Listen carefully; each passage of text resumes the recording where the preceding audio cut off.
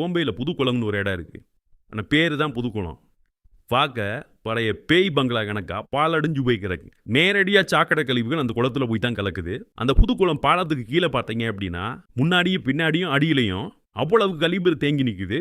கெட்ட வாடை அடிக்குது. கோம்பை புதுக்குளம் மட்டும் இல்ல, தேவாரங்குளம், இடையங்குளம், வள்ளியங்குளம் எல்லா குளமுமே அப்படிதான் இருக்கு. தேவாரங்குளத்துல நேரடியா சாக்கடை தண்ணி போய் நல்ல தண்ணியில கலக்குது. இது நம்ம எல்லாருமே பார்க்கலாம். இது சுத்தி கட்டடங்கள் கட்டி ஆக்கிரமிப்பு வேற பண்ணி வச்சிருக்காங்க. இடையங்குளத்தையும் வள்ளியங்குளத்திலையும் நிறைய சீமக்கருவில மரம் முளைச்சு கிடக்கு. சீமக்கருவில தான் நிலத்தடி நிறையவே பாதிக்குது. அதை அப்புறப்படுத்தவே இல்லை. பத்தாக்குறைக்கு அங்க இருக்க மண்ணெல்லாம் வேற அள்ளி இருக்கிறாங்க. மணலை அள்ளிட்டு தண்ணி தேங்கி நிக்கிறதுக்கான எந்த ஒரு வழியும் பண்ணி கொடுக்கல.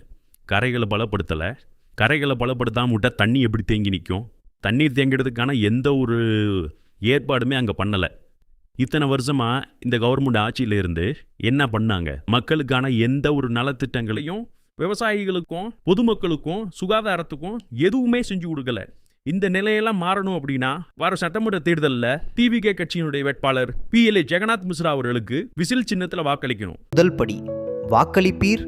ஜெகநாத் மிஸ்ரா, தமிழக வெற்றி கழகம்.